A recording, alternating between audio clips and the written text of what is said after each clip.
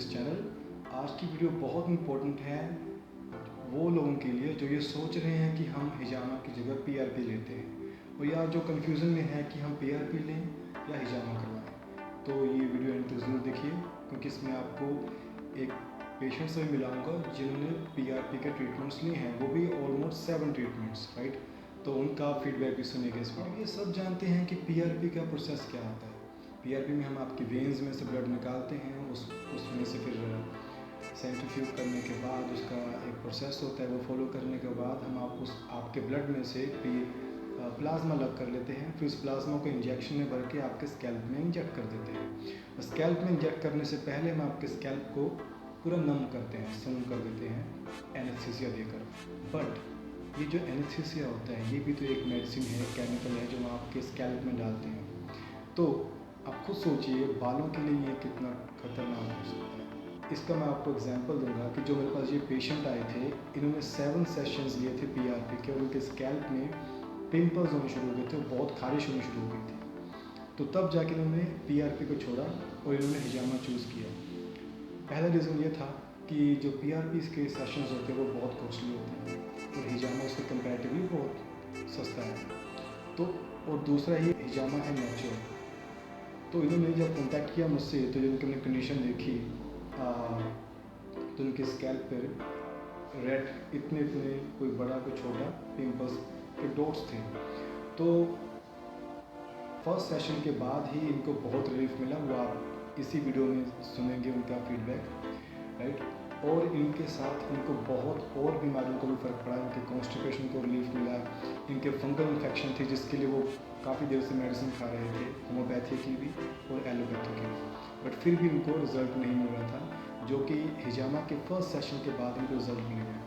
वो इसीलिए क्योंकि मैंने फर्स्ट सेशन में मेरा ट्रीटमेंट क्या होता है, मैं स्कैल्प पे भी करता हूँ ट्रीटमेंट, और आपके बैक ऑफ द बॉडी वहाँ पे भी ट्रीटमेंट करता हूँ। बिकॉज मेरा ट्रीटमेंट डिफरेंट होता है, क्योंकि मैं रूट कोज से काम करता हूँ। फर्स्ट सेशन में स्कैल्प और बॉडी दोनों को डिटॉक्सीफाई करता हूँ। फिर उसके बाद जो सेकंड थर्ड सेशन होते हैं वो मैं सिर्फ स्कैल्प पे ही डिटॉक्सीफाई करता हूँ।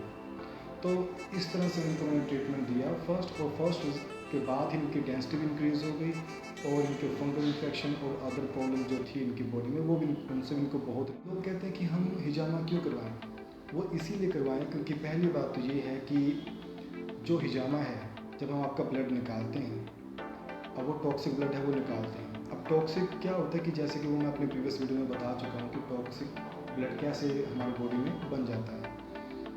और दूसरी बात ये है कि ब्लड कई बार क्या मोस्ट ऑफ टाइम क्या होता है कि हमारे स्कैल्प में जमा रहता है, वहीं पे खड़ा रहता है, वो आगे फ्लो नहीं होता। यही सबसे बड़ा रीज़न है कि हेयर फॉल का। सब कहते हैं कि हेयर फॉल होता है बिकॉज ब्लड सर्कुलेशन पुअर है।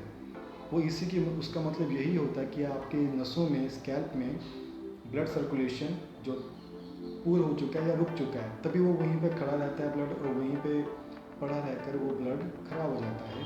और इसी वजह से उसके अंदर वो न्यूट्रिएंट्स, मिनरल्स नहीं बचते जो हेयर फॉलिकल्स को चाहिए होते हैं।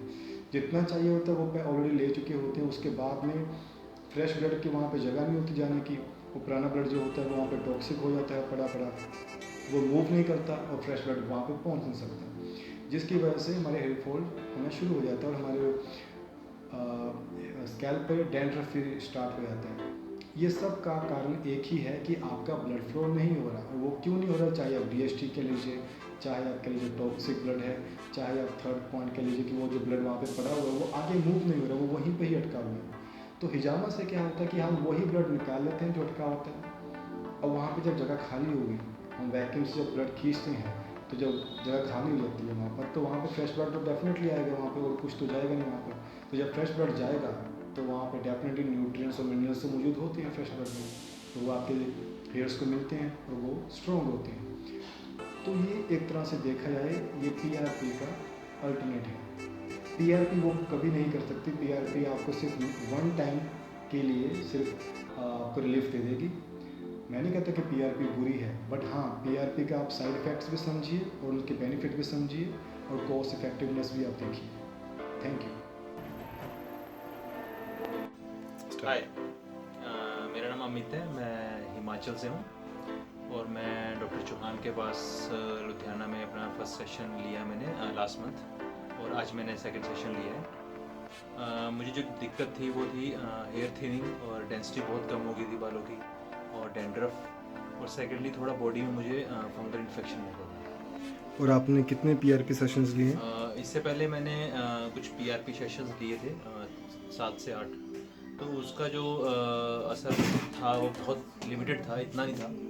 लेकिन हिजामा का जो मैंने फर्स्ट सेशन लिया है और डॉक्टर चौहान से, हेड का हिजामा लिया मैंने, बॉडी का जो फर्स्ट सेशन में होता है, उससे मुझे बहुत रिलीफ मिला। एक ही सेशन में मुझे इतना रिलीफ मिला, और मेरी डेंसिटी बढ़ गई है, आप देख सकते हैं मेरे बालों की डेंसिटी बढ़ गई है, और डैंड्रफ का कोई इशू नहीं है। और जो फंगल इन्फेक्शन है वो आप मानोगे नहीं, with in 1 day, next day मुझे वो 50% से रिलीफ मिल गया, और विद इन 2-3 दिन के अंदर मुझे वो बिल्कुल ही ख़त्म हो गया। और अभी मुझे वापस, क्योंकि मैं अब उसका होम्योपैथी खा रहा था, एलोपैथी का, तो मुझे कोई फर्क नहीं पड़ा। तो मैं भी आपको ये सजेस्ट करूँगा कि आप डॉक्टर चौहान के पास आएँ, और कोई भी दिक्कत हो, ब्लड से रिलेटेड हो, डायबिटीज़ हो, शुगर हो, हेयर का तो खैर है ही है, तो आप जरूर उनको विजिट करें।